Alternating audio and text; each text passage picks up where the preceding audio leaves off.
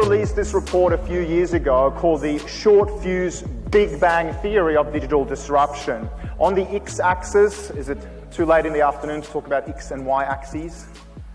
Who loves the words X and Y axes? There's always one or two. These slides are just for you guys.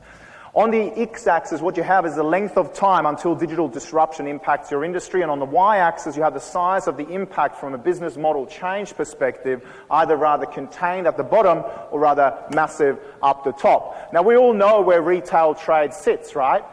Up here, short fuse, big bang. But so does professional service and finance. And the really, really bad news is that this report was released over 4 years ago. Digital disruption, as you know, has happened in your industry, and the question is, what are you going to do in a post-digital disruption society?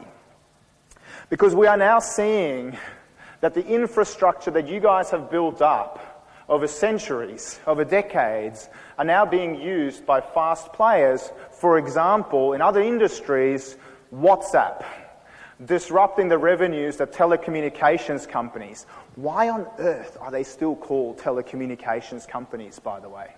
I mean, think of Singtel, for example. They now have Singtel Dash, right?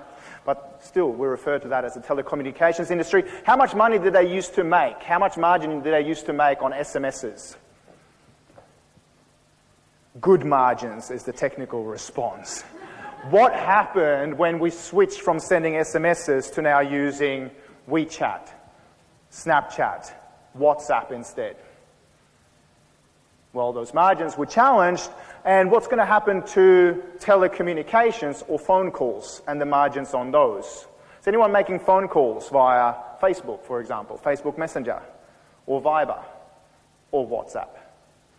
Right. This is challenging those business models, and apps in a very, very short period of time build on the infrastructure that incumbents have built over decades and centuries to very, very quickly erode your profits.